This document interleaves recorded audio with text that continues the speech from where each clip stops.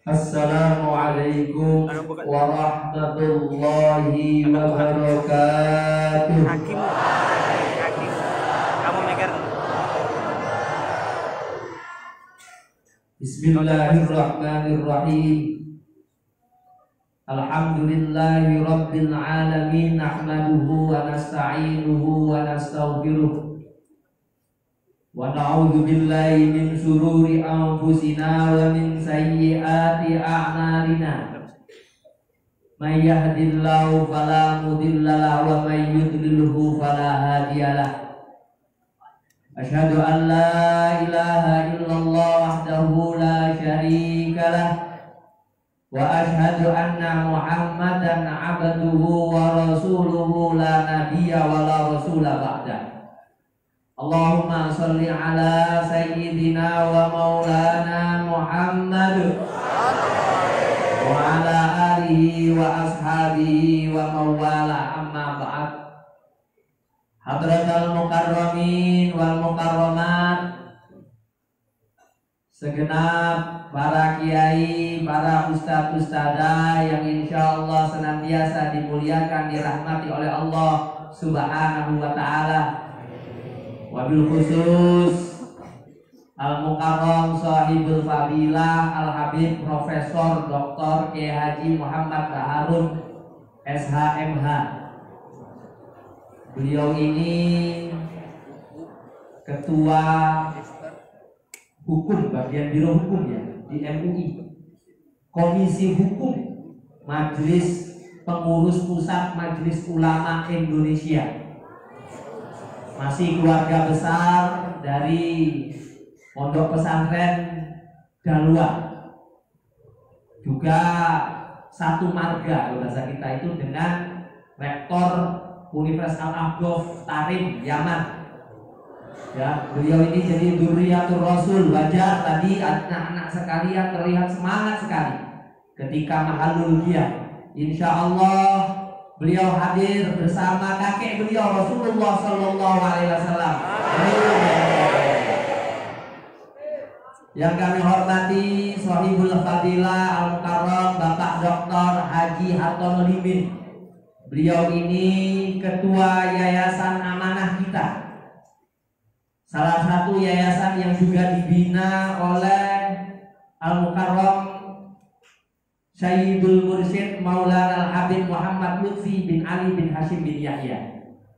Beliau ini juga penggagas dari rencana dibangunnya miniatur 99 masjid dunia, Taman Miniatur 99 masjid dunia di daerah Bogor.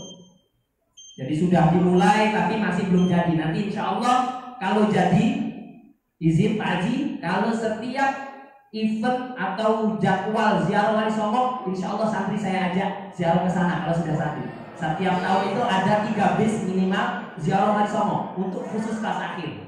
Jadi kalau nanti taman miniaturnya sudah jadi, salah satu tempat tujuan rekreasi insya Allah di Taman Miniatur 99 Masjid Dunia.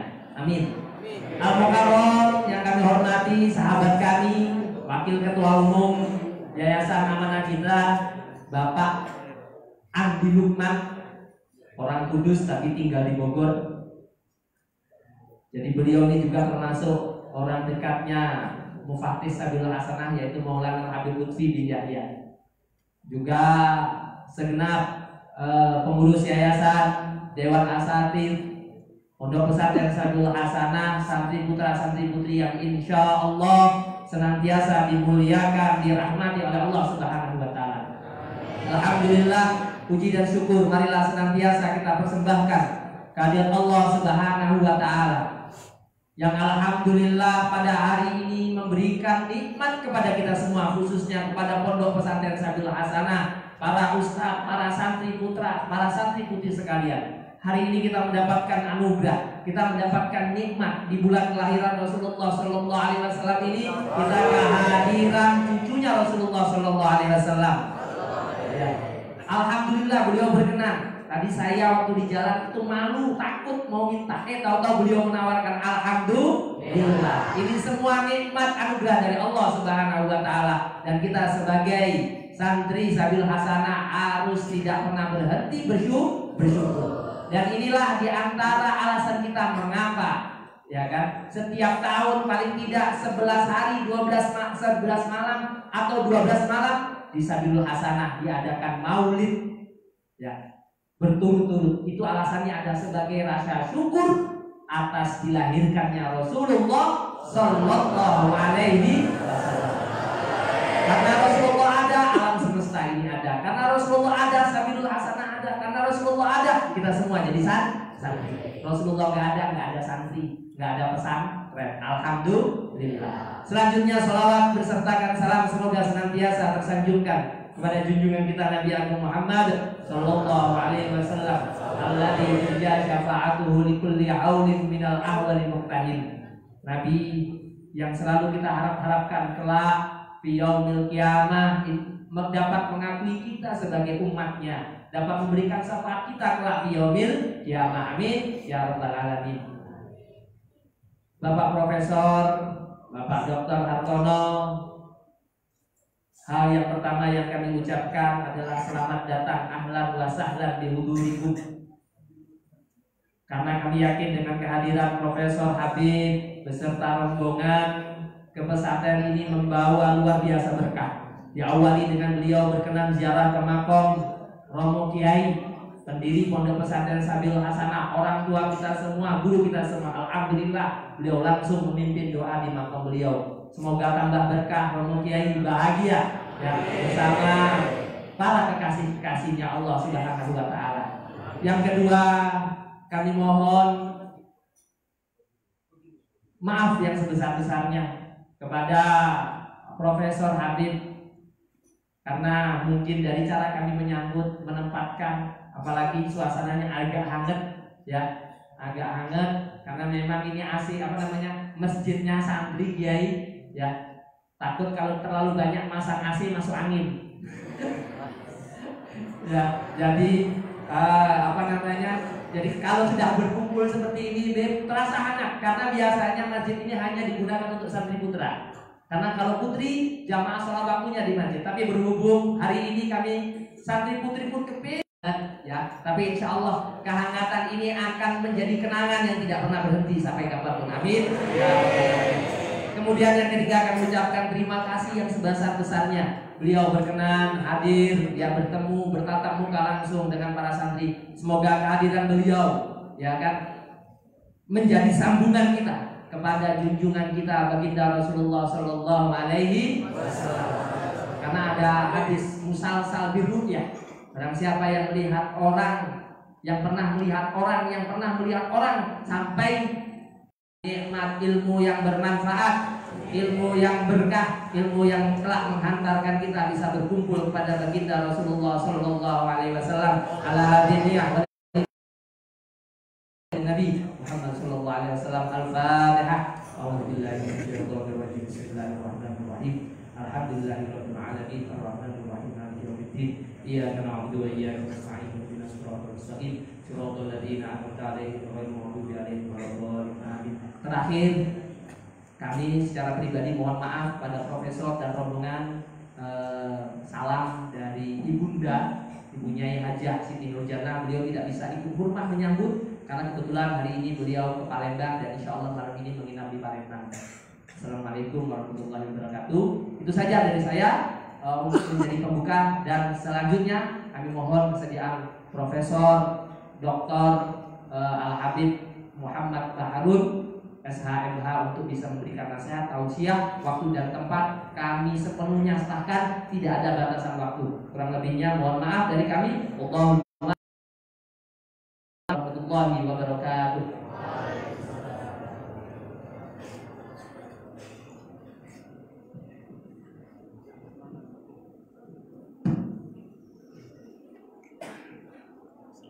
Assalamualaikum warahmatullahi wabarakatuh. Waalaikumsalam. Bismillahirrahmanirrahim. Alhamdulillah. Sadaqa wa'dah wa nasara 'abdah wa a'azza jundahu wa hazama al-ahzaba wahdah. Wassalatu wassalamu ala man la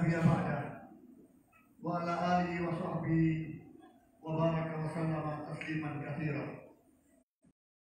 Yang saya hormati Gus Syarif, yang saya banggakan Gus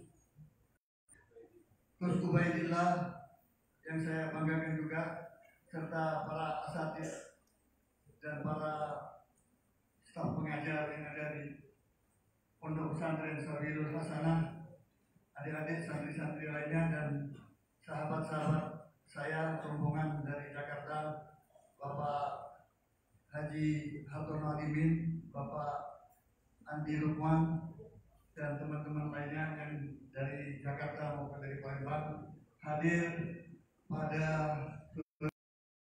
bertatap muka berwajah. Saya lebih suka menggunakan diksi bermuajah daripada kata-kata bertatap muka. Muka itu kan tidak boleh tatap-tatap. Bermuajah. Saya bersyukur hadirin hadirat sekalian, adik-adik, saya bisa hadir di pesantren yang penuh barokah ini. Saya waktu masuk tadi merinding melihat gemuruh suara sholawat yang seolah-olah saya bayangkan tadi sambil berjalan membumbung tinggi ke alam malakut. Dan insya Allah semua kalimat-kalimat sholawat yang Anda sampaikan itu sampai dan diterima oleh Rasulullah. Man shalla alayya sholatan wahidatan sallallahu bihi asyra. Barang siapa yang bersolawat satu kali dijawab 10 kali. Jadi saya entah berapa secara kuantitatif, ada berapa kali sholawat yang Anda sampaikan tadi khusus untuk keharibaan Nabi besar Muhammad SAW. Saya dengan pesantren yang saya tadi dalam perjalanan bertanya, pesantren ini didirikan tahun 94, berarti jauh lebih muda daripada pesantren keluarga Baharun yang ada di Pasuruan, Bangil Pasuruan, yang jauh lebih tua. Tapi dalam tempo yang singkat sudah begitu besar dengan jumlah siswa yang 1.300 atau 1.500 dan di luar ada lagi, ini luar biasa. Dengan lokasinya cukup jauh dari kota dibanding umumnya pondok-pondok pesantren yang ada di Jawa itu dekat dengan kota besar, dengan kota-kota sekelilingnya. Tapi ini jauh, tapi luar biasa, makmur, berkah, dan sebelum saya masuk ke masjid ini, saya tadi telepon saudara pemilih saya, si Fahmi Baharun dari Palembang. Itu abahnya Ustadz Ali Baharun, tahu sama saya, dekat dengan almarhum. Saya tanya, saya sekarang ini berada di pesantren Sabilul Hasanah. Wah, itu pesantren luar biasa, paling besar di Sulawesi. Di Sumatera. Dari Sulawesi, jadi Sulawesi. Itu pesantren bertahu. Saya nggak tahu, saya tadi dari Palembang tiba-tiba diajak oleh rombongan begitu saja karena dengar saya akan bersilaturahmi pesantren. Semangat sekali datang ke sini bersama rombongan.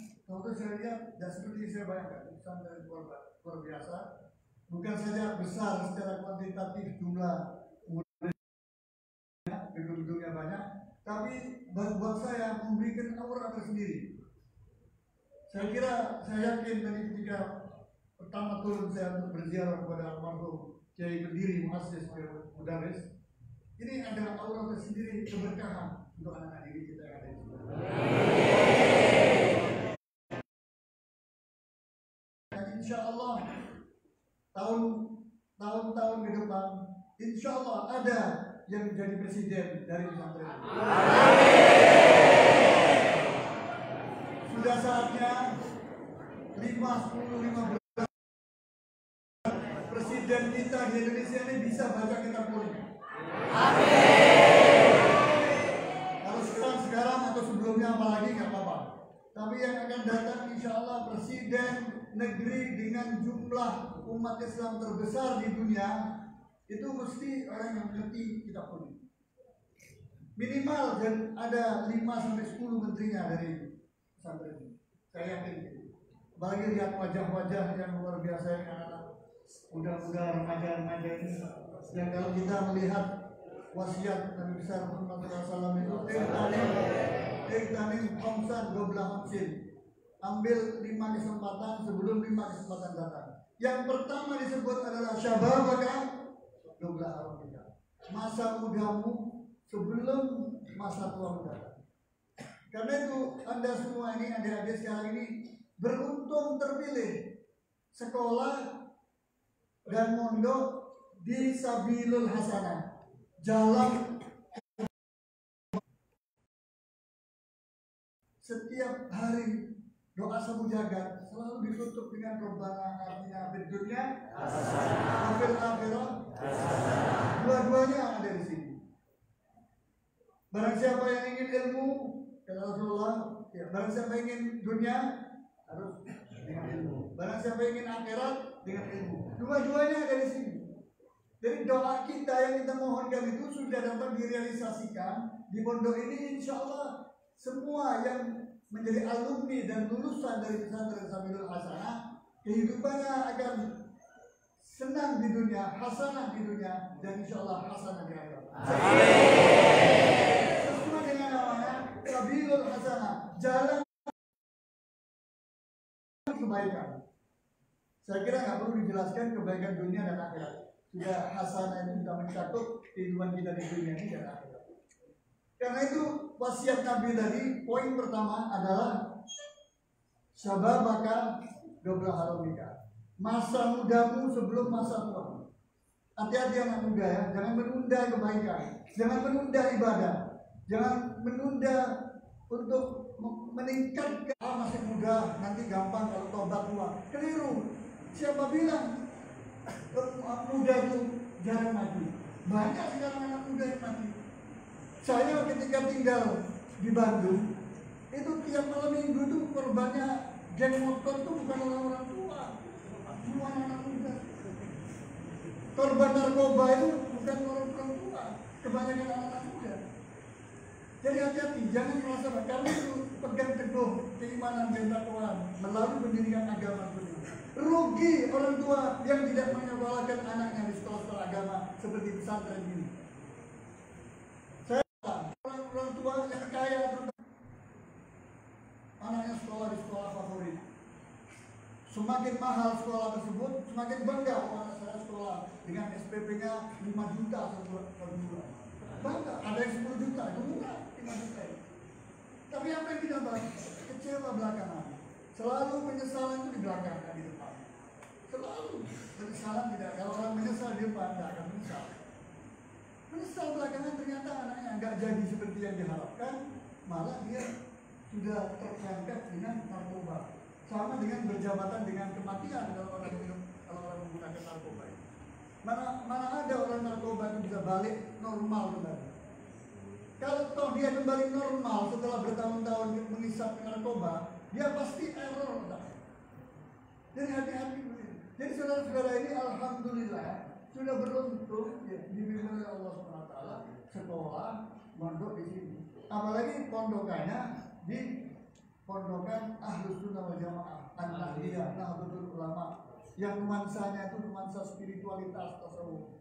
Tadi disebutkan ada Habib Lutfi, tentunya Pak Dr. Dr. Alimin dan Pak Adi Lukman. Ini semua membimbing kita ke arah spiritualitas, jadi Islam dan akhlak. Tadi saya kenalan ada anak dari lulusan Hadramut, tanya kepada mereka. Jadi itu sinkron itu antara ilmu dan akhlak itu sinkron. Gak bisa dipisah-pisahkan. Kalau orang ilmu saja, iblis lebih alim daripada manusia. Akhlak saja tanpa ilmu tanpa arah.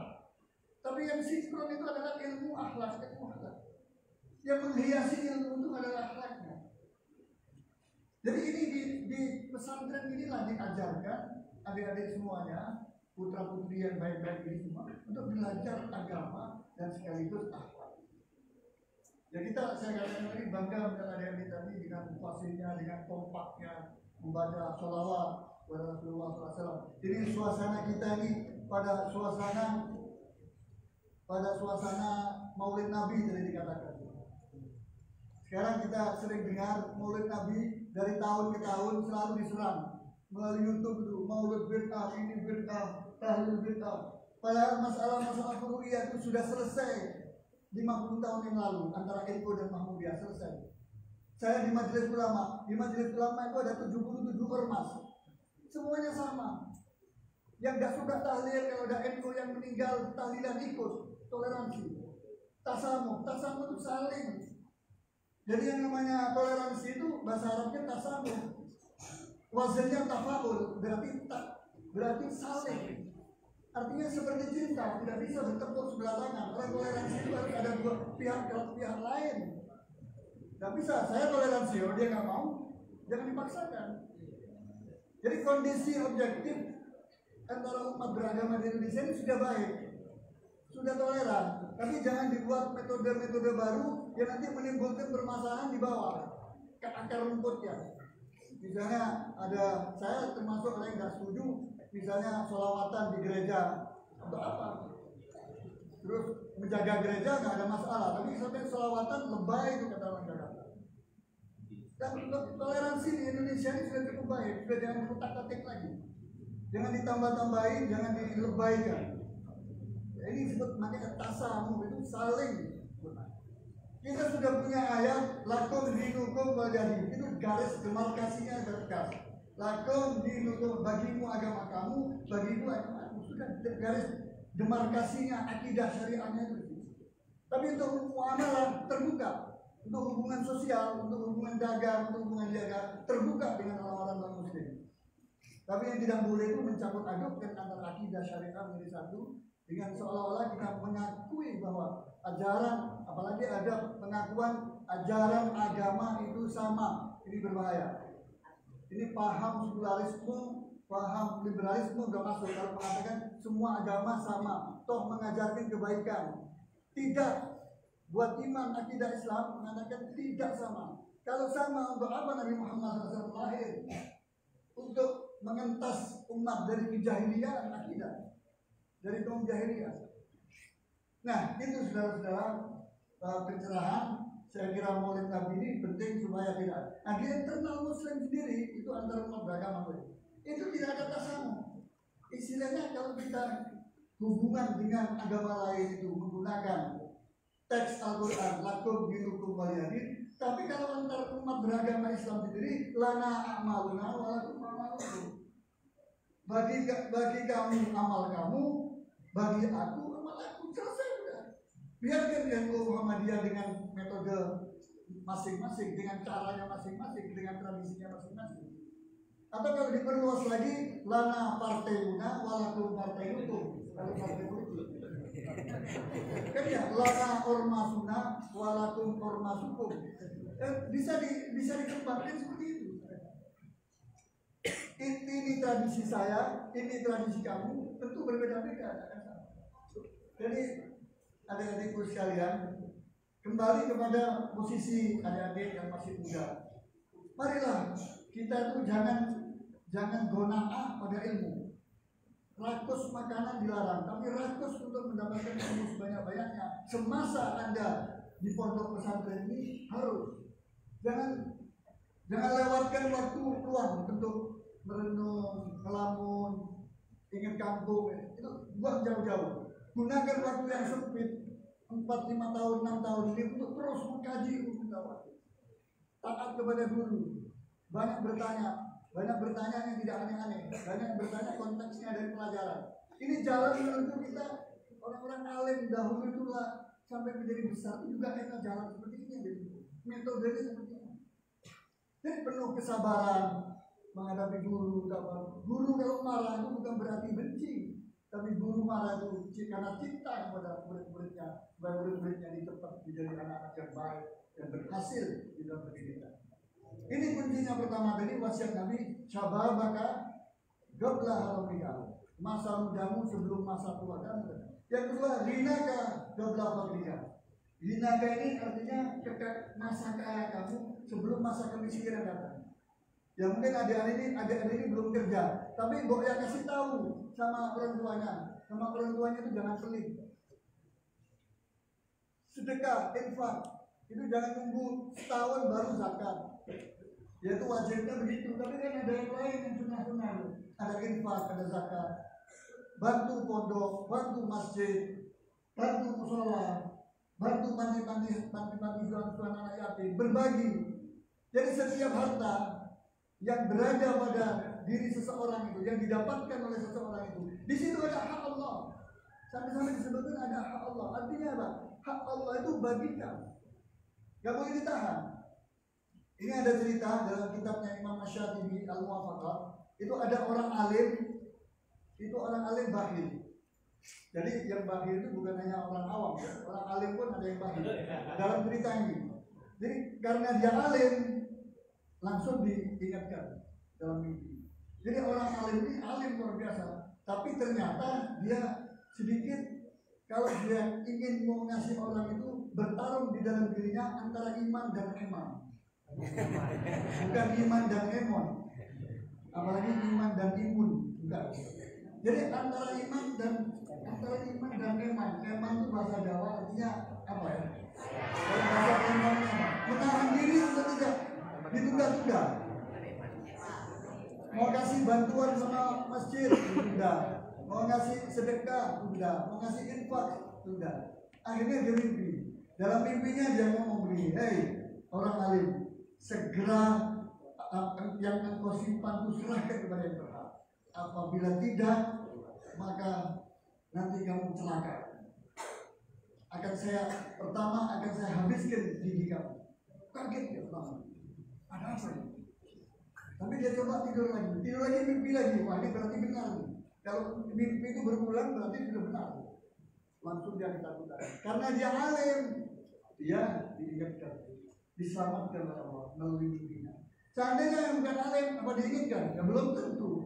Jadi karena itu wali-wali murid, orang-orang tua Anda, coba diberitahu, Pak, kalau ada orang lebih, kalau ada panen, coba kasih haknya orang miskin, kasih haknya saudara, kasih hak untuk pembangunan masjid, pembangunan pesantren, pembangunan musola. Ini sangat penting untuk menimbulkan mana kesemal tim sedekah, bal yazdad, kata Rasulullah SAW.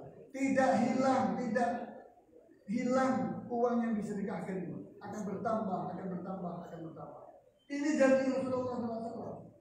Jadi kalau kita ingin mengamalkan hadis Nabi, amalkan yang ini, bahwa yakin bahwa Rasulullah mengatakan begitu pasti benar. Maka uang yang saya sedekahkan itu tidak hilang, mungkin akan bertambah.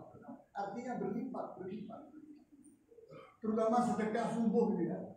Sedekah subuh, habis sholat subuh keluar, mesti nanti kalau Anda keluar jalan-jalan mesti ada kelihatan orang miskin.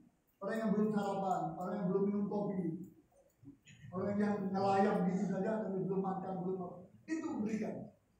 Atau kalau nggak ada, kan ada gedung-gedung panti asuhan, berikan. Kalau nggak ada, kan ada masjid-masjid ada kotaknya, masukkan. Musola masukkan, ada koceknya. Jadi binaka gabla fagrika, masa kaya Anda sebelum masa miskin Anda. Dan yang ketiga, faradaka gabla syughlika, masa luang Anda sebelum masa sempit. Jadi jangan menunda waktu. Seperti Anda sekarang ini kalau ingin resep wasiat dari baginda Rasulullah SAW, jangan bengong, jangan menunda mengerjakan PR. Ini ntar dulu masih lapar. Mau ini ntar dulu masih belum ke kamar mandi. Jadi hidup ini jangan diisi dengan kebengongan, dengan pikir sana begini. Kerjakan. Rasulullah itu rahmatan lil alamin. Rasulullah itu khairul anbiya. Rasulullah itu khatamun nabiyyin. Itu ditegur oleh Allah kalau berdiam diri. Dalam Al-Quran disebutkan fa'idha farudta fansab wa ila rabbika farghab. Jadi gak boleh istirahat Rasulullah oleh Allah Taala. Dikasih tugas terus. Ini contoh orang untuk menuju kesuksesan yang optimal. Jangan suka menunda waktu. Jangan suka ini kerjakan besok aja. Besok itu sudah lain. Jadi orang itu gak ngerti umur manusia. Jadi manusia itu seperti es batu, mencair terus, saatnya habis. Kalau tidak digunakan air es itu sudah mencair jadi es, jadi air biasa. Jadi gunakan senyaman masih dingin, gunakan air es itu. Kalau Anda ingin kesejukan dari air es itu. Tapi kalau sudah meleleh, batu es batu itu sudah tidak ada gunanya lagi seperti air biasa. Inilah gambaran kehidupan itu. Jangan beri kesempatan Anda untuk melamun, memikirkan hal-hal yang tidak penting. Min husni islamil mar'i tarku ma la ya'ni, kata Rasulullah SAW. Dari baiknya orang Muslim itu adalah yang meninggalkan hal-hal yang tidak perlu. Jadi tinggalkan kebiasaan-kebiasaan yang tidak penting. Sehari-hari apa, main-main tidak penting. Lebih baik main-main itu main-main keilmuan yang bermanfaat. Jadi gitu. Karena setiap orang pasti bercita-cita ingin memberikan manfaat sebesar-besarnya. Karena Rasulullah berjanji, khairun nas anfa'uhum linnas. Sebaik-baik manusia itu yang memberikan sebanyak-banyaknya kemanfaatan kepada orang lain. Coba perhatikan di dalam Al-Quran itu, gak perlu ayat-ayatnya ya. Nama-nama surat saja sudah mencerminkan kepada kita, menggambarkan, melukiskan kepada kita tentang bagaimana pentingnya nama-nama surat. Misalnya di dalam Al-Quran ada nama surat Al-Ankabut, laba-laba. Ada surat An-Naml, semut. Ya, itu satu dua ini saya akan bahas lagi. Mengapa nama surat laba-laba? Padahal siapapun tahu rumah laba-laba itu rumah yang paling rapuh.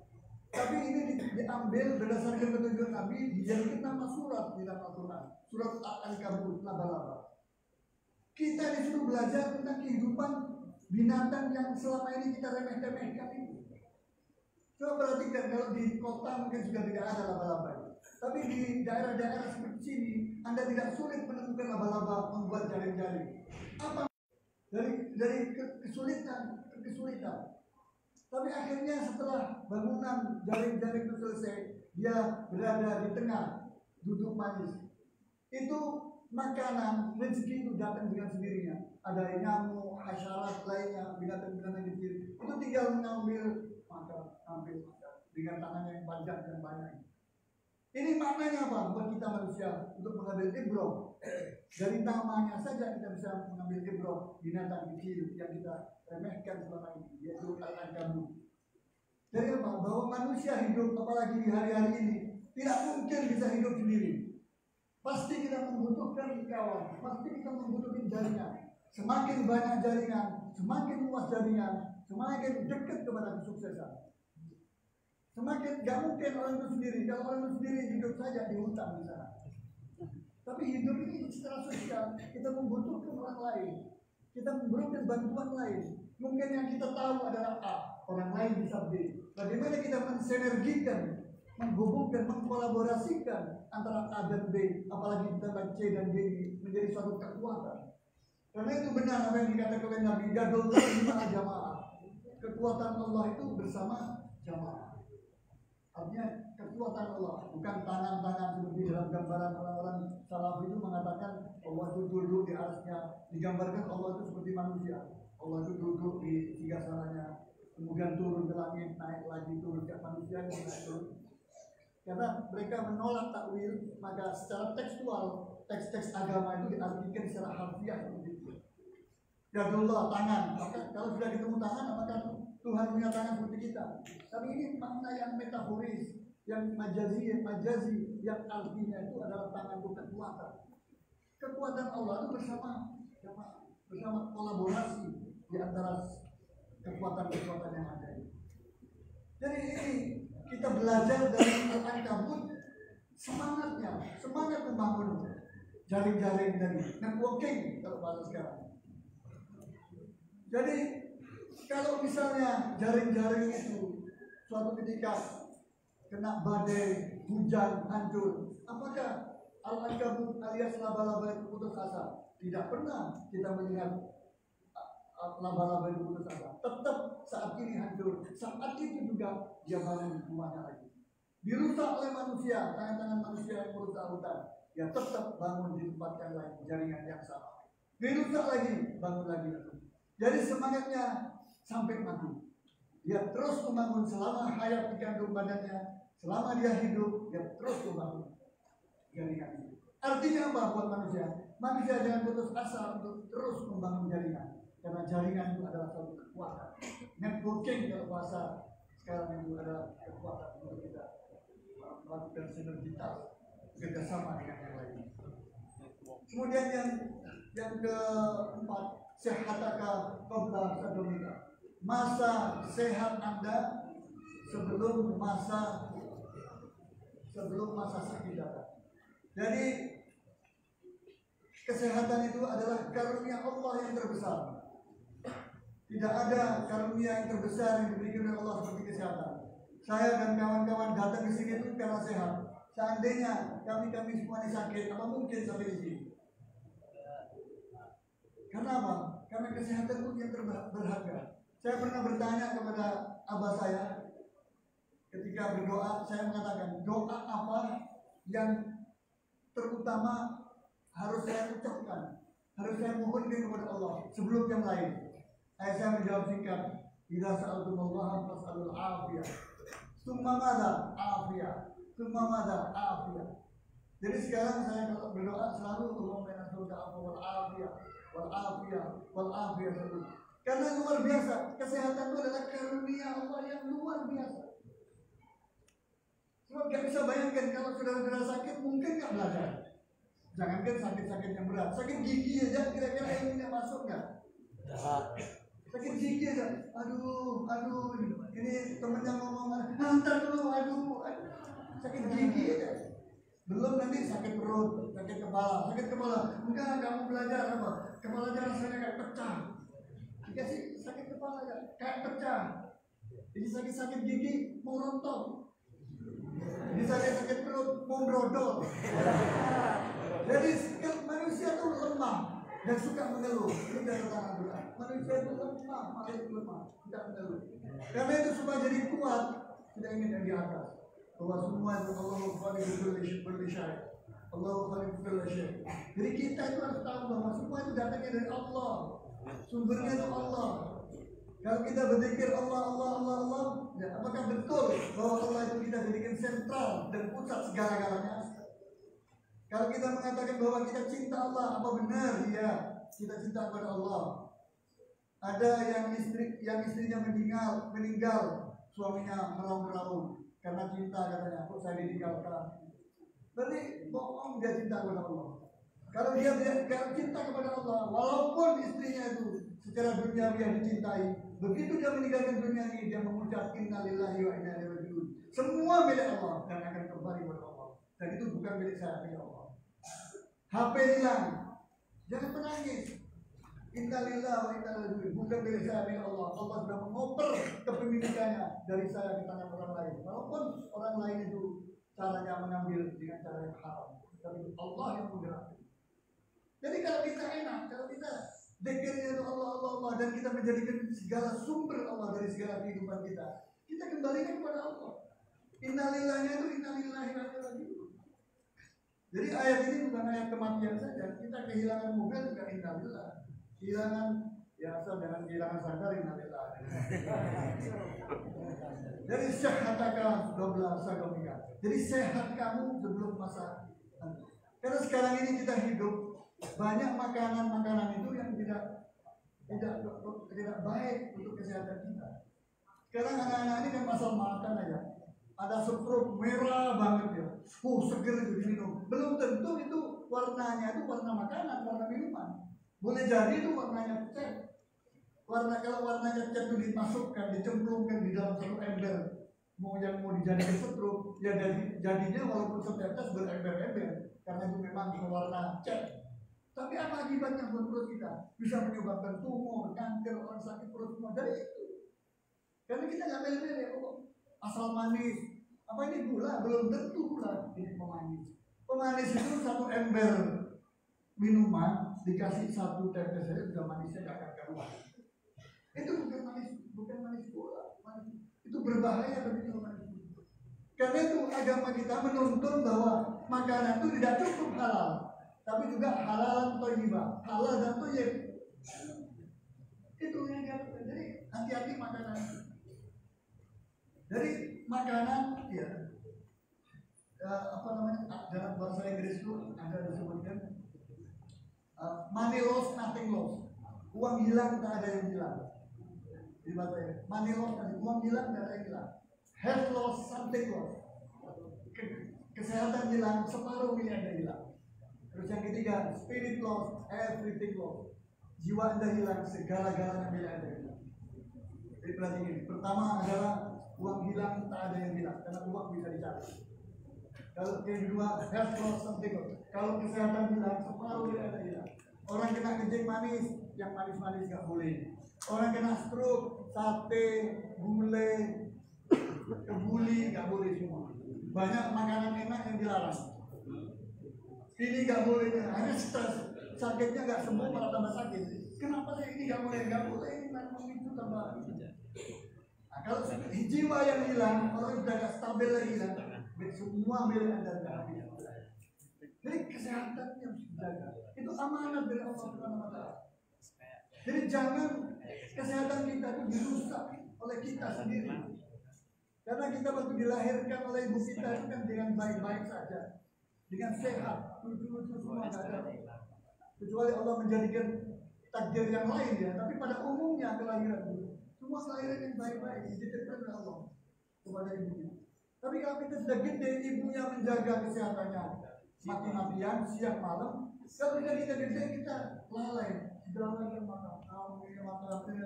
Ada penyakit datang. Seringkali orang bertanya, sekarang kenapa sih kok banyak penyakit-penyakit aneh? Itu dari perilaku manusia sendiri. Ya termasuk yang sekarang ini ada COVID, yang pasti ada hubungannya dengan perilaku manusia yang kita tidak tahu siapa manusia itu. Tapi yang namanya al-bala ya bala itu mesti sifatnya general sekali.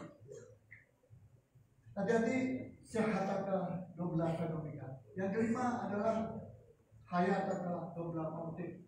Dari masa hidup kamu sebelum masa kematian kita. Jadi harus jaga. Sekarang banyak orang mati di masjid, alhamdulillah, husnul khotimah. Tapi bagaimana orang mati misalnya di tempat hiburan, alhamdulillah dari husnul khotimah. Makanya kehidupan ini jaga. Karena kita nggak tahu kalau kita itu mati di mana. Apa di majelis-majelis yang seperti ini, ataukah kita orang mati-mati macam ada yang di lapangan, ada yang di pasar, ada yang di restoran. Bahkan orang sedang makan mati. Orang sedang olahraga, mati. Orang sedang setir, mati. Orang sedang naik pesawat, yang lain turun, dia nggak bisa turun, ternyata mati. Orang naik kereta api, yang lain turun, dia nggak turun, ternyata mati. Ya. Ada mati tabrakan, ada mati di tempat tidur, ada mati yang lagi jalan-jalan, ada mati waktu belajar, ada mati waktu mengajar, macam-macam. Dan karena itu Anda tidak tahu kapan akan mati dan di mana akan mati. Jaga di dalam koridor ajaran Allah SWT, ajaran tauhid dan syariat. Sehingga apabila Allah mengambil nyawa kita, kita berada di tempat yang di rahmat ya Allah SWT. Dan itulah husnul khotimah. Di tempat kita meninggal dalam keadaan seperti apa kita meninggal, itulah turunnya rahmat ya Allah SWT. Dan kematian itu bukan artinya orang, kalau orang sekularisme ya, orang berpaham sekularisme, kematian itu dianggap sebagai barang rusak. Ya sudah mati sudah habis dari hukumannya. Karena mereka nggak percaya hari kiamat, nggak percaya hari kebangkitan, nggak percaya surga dan neraka. Jadi kematian ini, kehidupan ini dianggap kehidupan terakhir. Tapi orang beragama seperti Islam, terutama ini, ada kehidupan lain. Oleh para ulama digambarkan kehidupan itu, kehidupan alam dunia dengan akhirat itu seperti ibu mengandung dua anak kembar. Yang satu lahir, maka yang di dalam perut ibunya pasti mengatakan, aduh saudara saya sudah mati. Padahal dia tidak mati, dia lahir dalam dunia yang jauh lebih luas daripada perut ibunya yang sejengkal dari sejengkal itu. Demikian gambaran kematian. Kalau kita seringkali mendengar kematian, oh ini mati, sebetulnya dia tidak mati. Dia hidup dalam kehidupan yang jauh lebih luas daripada dunia yang fana. Raganya saja habis. Kenapa? Alam yang lain itu tidak bisa menerima. Ibarat astronot untuk menuju ke bulan, ke angkasa, dia harus berpakaian lain karena jasadnya tidak bisa. Seperti Nabi Muhammad SAW ketika sholat Mi'raj, orang-orang kufar, orang kafir mengatakan bagaimana mungkin orang menembus langit lapis 7, langit lapis 1 aja nggak mungkin. Pasti dengan kecepatan seperti itu badannya berkeping-keping. Tapi dia lupa ada malaikat Jibril datang. yang di dalam kitab Maulid Habsyi yang kita baca, wa ma akhrajal amran min qalbihi ada walakinnahu dadu tuhran ala tuhrin. Jadi digambarkan di dalam hadis itu bahwa Nabi Muhammad itu diberi perangkat, dirangkul oleh Jibril, diberi perangkat untuk berangkat menuju jika aman jasadnya, tidak berkeping-keping. Dan ini sekarang bisa dibuktikan oleh orang-orang ahli fisika ya. Orang ada dosen ITB menemukan kecepatan buruk yang dikatakan buruk yang digunakan oleh kendaraan yang digunakan oleh Rasulullah SAW. Kecepatannya bisa kecepatan melampaui kecepatan cahaya. Sehingga kalau orang di dalam kecepatan melebihi kecepatan cahaya, itu badannya bisa hancur begitu. Nah, karena zat itu dibagi dalam molekul dibagi dalam atom dibagi dari foton dibagi jadi proton nggak bisa dibagi karena ini kecepatan yang melebihi dari kecepatan cahaya. Ya kira-kira itulah yang diberikan oleh malaikat Jibril, perangkat yang khusus untuk menuju kepada Sidratul Muntaha, langit tinggi. Jadi sudah bisa dibuktikan secara ilmiah. Itu bisa dilihat hadis-hadis ini di dalam kitab Sirtul Durar karangan Syekh Ali bin Muhammad Al-Habashi, dalam kitab Maulid yang mungkin dibaca di sini. Jadi itu luar biasa Maulid tadi. Maulid itu banyak ya. Jadi di Al-Azhar itu ada satu departemen yang mengurusi madaih nabawiyah, puji-pujian pada Nabi. Jadi ada satu ahlinya gitu itu semua kitab-kitab karangan tentang pujian Nabi itu dikaji. Ada Maulid Azam, Maulid Berjanji, ada Burda, ada Maulid Habsyi, ada Maulidnya Habib Umar. Maulidnya Habib Umar apa namanya? Ada lagi di Hadramaut itu Maulid yang ditulis oleh Habib Ahmad bin Hasan Al-Syadili. Maulid yang luar biasa karena ditulis dengan tanpa titik. Itu bukan titiknya alfabet Latin, bisa titik koma. Ini titiknya huruf hijaiyah yang berarti tulisan itu tanpa menggunakan huruf ba sampai ya. Bayangkan sebuah tulisan yang tidak menggunakan lebih separuh dari huruf hijaiyah bisa menjadi satu kitab. Kalau orang tidak memiliki wawasan bahasa yang luar biasa, nggak mungkin bisa menuangkan tulisan-tulisan tentang sejarah Nabi Muhammad itu. Itu dibuat oleh ulama-ulama. Jadi itu muatannya ya.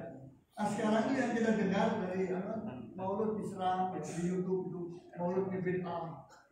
Kemudian orang salaman di masjid habis sholat bid'ah, tapi buka HP, menyalakan HP tidak bid'ah. Jadi kontradiksi. Ini tahlil bid'ah karena di zaman Nabi tidak ada. Tapi sholat Jumat pakai bahasa Indonesia nggak bid'ah. Padahal itu rukun dalam bahasa. Kemudian dikatakan lagi apalagi itu Maulid Nabi bid'ah, tahlil bid'ah, istighosah bid'ah. Ada semua dalilnya, mereka tidak mau berdiskusi, tidak mau bermunakasah. Taunya menyerang ada sarana yaitu YouTube, mereka gerang aja lewat YouTube, punya TV-nya sendiri. Jadi kalau menurut saya Maulid Nabi semakin diserang, bukan semakin berkurang, semakin banyak. Tahun lalu sebelum COVID, saya tidak menyangka ternyata beberapa kampus mengadakan terang-terangan Maulid Nabi dan mewajibkan mahasiswanya untuk hadir Maulid Nabi dan ikut bersama-sama membaca Maulid Nabi lengkap dengan diamnya. Saya diundang kebetulan di Surabaya tahun lalu di UPN, Universitas Pembangunan Nasional yang sudah dinegerikan ini. Itu diwajibkan mahasiswa muslim ikut. Kalau nggak ikut, nilai agamanya coret. Mulai ada semakin diserang di YouTube, bukan berarti semakin Maulid berkurang. Semakin banyak orang mana nggak bisa dibendung. Karena orang semakin jelas kebodohannya orang yang menyerang itu. Bagaimana mungkin kita tidak menghormati Nabi? Padahal Allah mendidik kita, innallaha wa malaikatahu yusholluna 'alan nabi. Sallallahu alaihi wasallam. Orang-orang salafi nggak mau disebut sallallahu kalau sudah ada. Jadi kita itu yang didik Allah untuk sholat. Sholat yusolli itu bukan berarti sholat, berarti memuji Nabi, mengagungkan, memuliakan. Penyair dengan syairnya, ibu-ibu dengan masakannya disuguhkan, adik-adik remaja yang suka rebana dengan rebananya. Tadi ada tolak al-badru, Tolak al-Badr itu orang Madinah yang belum pernah mengenal wajahnya Nabi menyambut kedatangan Nabi dengan tolak al-Badr alaina ketika pertama kali datang ke Yathrib yang kemudian menjadi kota Madinah. Jadi semua itu sudah ada latar belakang historisnya, ada dalil-dalil.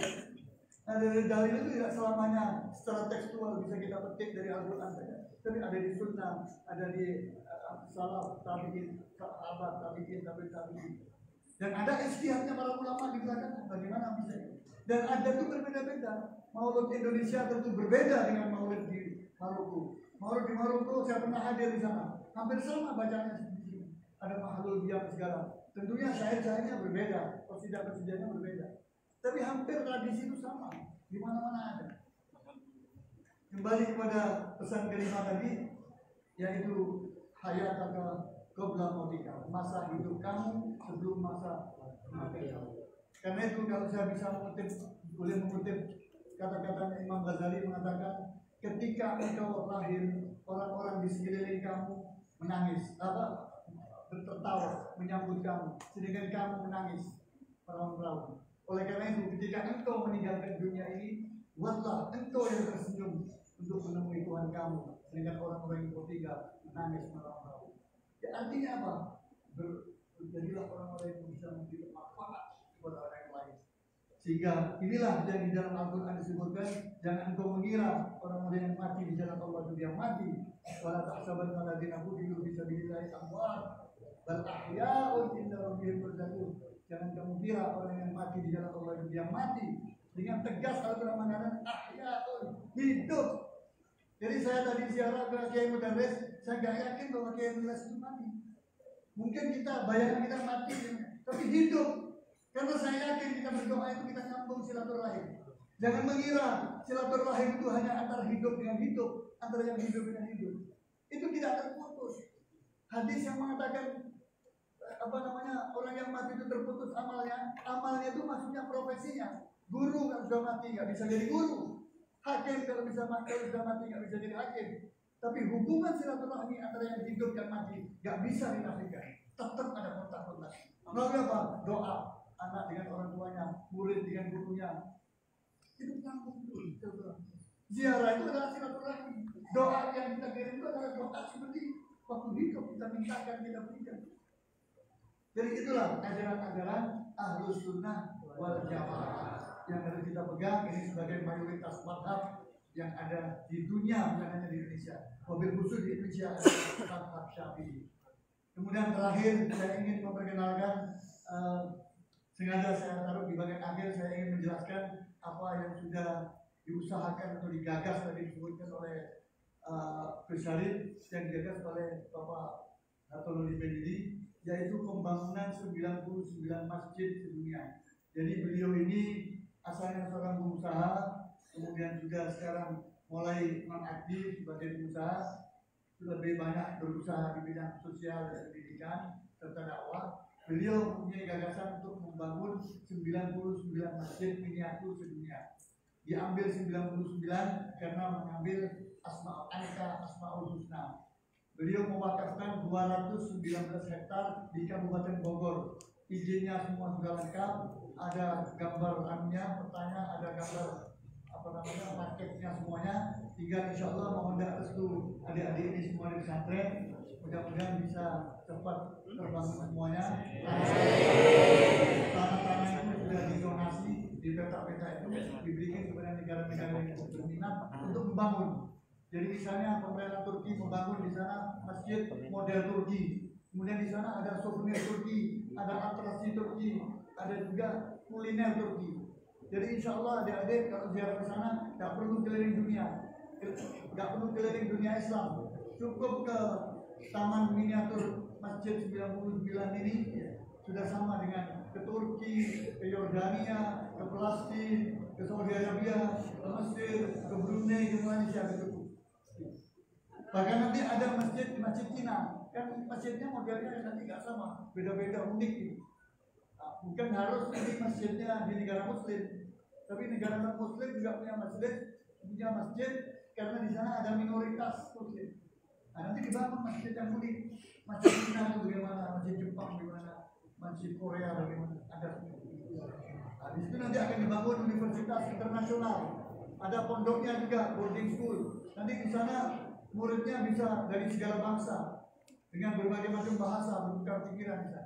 Ya, ini impian dan cita-citanya Pak Hartono yang juga didukung oleh teman-temannya untuk segera mendoakan restunya untuk mewujudkan cita-cita beliau. Dibantu juga di sebelah kanan beliau adalah Pak Andi Lukman. Pak Andi Lukman ini juga mensupport betul bagaimana yayasan ini bisa mempercepat cita-cita mewujudkan masjid ini. Jadi semakin kuat barisan di IAK, yaitu yayasan kemana kita untuk bisa mewujudkan ini. Saya kira itu yang dapat saya sampaikan. Baik, mari kita berdoa bersama-sama dengan sekalian. Kita angkat tangan kita. Bismillahirrahmanirrahim. Alhamdulillahirrahmanirrahim.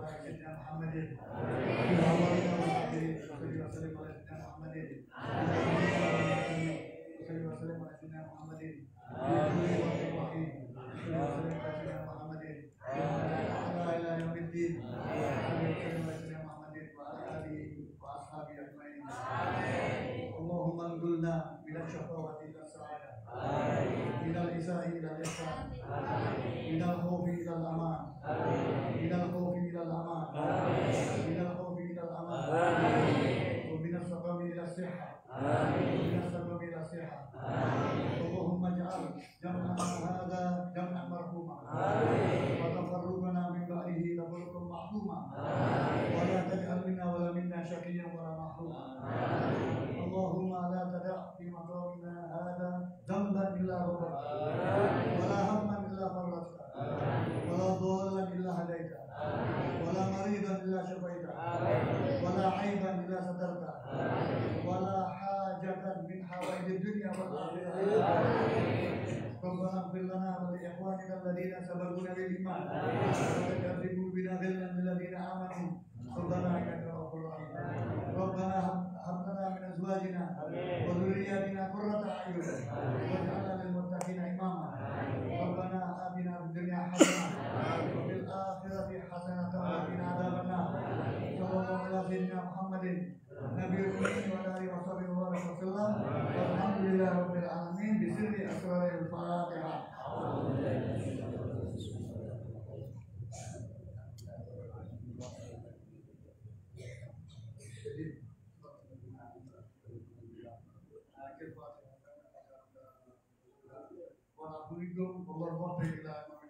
Assalamualaikum warahmatullahi wabarakatuh.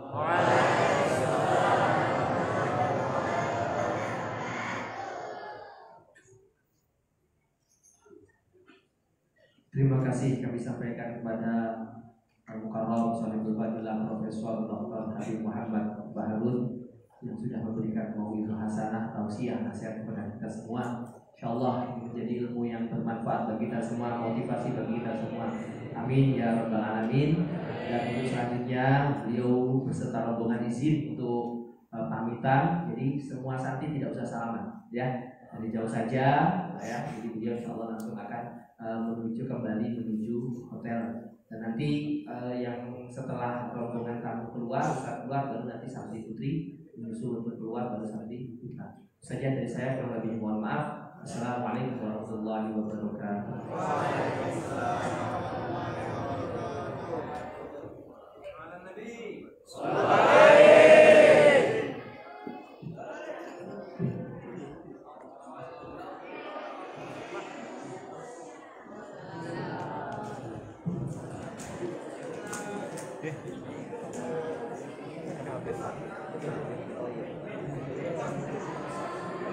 Mana Kak?